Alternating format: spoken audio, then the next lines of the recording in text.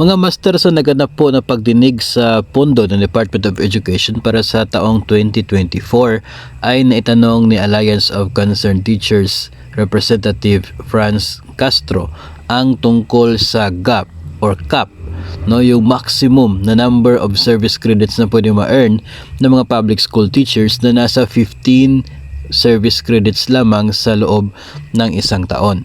At doon nga po mga master ay nasagot po ito ni Yusek Mercado ng Bureau of Human Resource na sa ngayon ay pinataas na nga itong maximum number of service credits ng mga public school teachers from 15 to 30 days. At yun daw po mga master ay dahil dito po sa nangyaring National Learning Camp or NLC. Dito pong nagdaan na school break. So kung ganun po mga master, ang isa lamang pong ibig sabihin dito na from 15 at naging 30 dahil sa NLC, so ibig sabihin po nito ay 15 days lamang yung pwedeng makukuhang service credits sa National Learning Camp. Narito po yung naging pagtanong ni Representative Franz Castro tungkol sa service credits at ang naging sagot nito ni Yusek Mercado.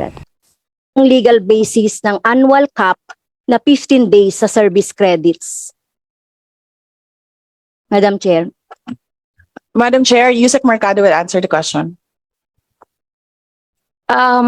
It's actually based on the ora-ora on civil service rules. In fact, Madam, Your Honor, to make you feel better, we actually has increased the 15-day service credit to 30 for purposes of the National Learning Camp. Yes, ang kahilingan po sana, Madam Chair, ng ating mga teachers dahil itong service credits na ito ay ang mga teachers natin masisipag yan, umattend ng mga seminar, mag-volunteer sa brigada, sa anumang mga pinagagawa ng DepEd, pero hindi lang po 15 days. So sana tanggalin itong cap na ito at kung maaari, kung ito ay sa civil service rule, baka pwedeng matanggal itong cap na ito dun sa 15 days na limit ng kasi ayaw natin na thank you na lang yung mga teachers dun sa kanilang ginagawa. So pwede po ba na mapag-aralan at makapaglabas ng memo later on doon sa pagtatanggal ng cap o pagdaragdag man lang ng ng service credit sa ating mga guro? Your Honor, 30 days na po siya ngayon. Nailabas na po yung guidelines for an additional 15 days. So there's an existing 15 days. May additional po tayong 15 days na kasama sa guidelines ng National Learning Camp. So it's now 30 days po. Thank you, Madam Chair. That is a relief for me. So yun na nga mga master, no, kung atin pong intindihin na nanatili pa rin yung 15 days na maximum para po sa other activities at yung 15 days naman ay manggagaling doon po sa National Learning Camp. So ang tanong nito, how about yung mga teachers na hindi naman nag-volunteer sa National Learning Camp, sila ba ay makaka-avail doon sa extension o doon sa dagdag 15 days na maximum na tinutukoy ni Yusek Mercado, no? Dahil kung ganun po, kung yung 15 days na additional is manggagaling sa NLC, so it follows na parang yung hindi naman nagsali o hindi po nag-volunteer sa NLC ay hindi pwedeng mag-extend ng kanila pong service credits na nakukuha at doon lamang sila still sa maximum na 15 days. Iyon po ay ating personal na pagkakaintindi po dito, no? And nakukuha ko po yung punto na gusto sanang mangyayari na if pwede ay para sa lahat ng mga activities na kung saan sumasali itong mga guro or pinapasali itong mga guro ay dapat nga nadagdagan, no, yung 15 days na maximum na pwede makukuhang service credits. Kaya lamang ay kung pagbabasehan po natin yung naging sagot dito po sa tanungan na ito ay parang nananatili pa rin yung 15 days na yon, naging 30 lamang dahil doon sa 15 days na galing sa NLC.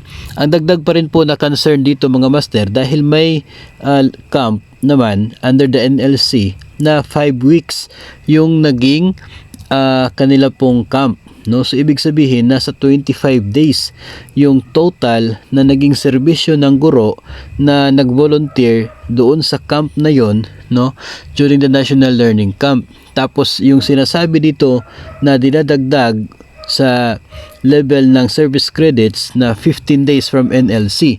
So what will happen doon sa 10 days na sobra doon sa serbisyo ng isang public school teacher na naka-assign sa isang camp na mayroong 5 weeks na duration, no? So ibig sabihin pa doon ay hindi na makaka-count bilang part ng kaniyang dagdag na service credits yung 10 araw na yon, dahil under the guidelines ng National Learning Camp, 15 days lang pala yung pwedeng idagdag sa kaniyang service credits due to NLC, no? So yun ay ilan sa mga concern, no, mga tanong na pwede pong isipin natin sa ngayon, no?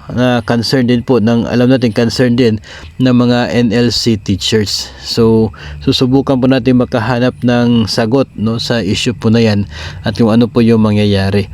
Anyway, alam po natin mga master na talaga nga pong kulang yung 15 days na yon, no? Kung atin pong iisipin, especially now na lahat ng mga activities ay dapat po hindi ginaganap during weekdays dahil ito ay pwedeng maka-disturb sa klase, no? So yung mga activities ginagawa during weekends and sa loob ng isang school year ay sumusobra naman siguro sa 15 days yung lahat ng yun, including doon sa pwede po ninyo makuha due to end of school year na mga activities katulad na lamang ng Brigada Eskwela.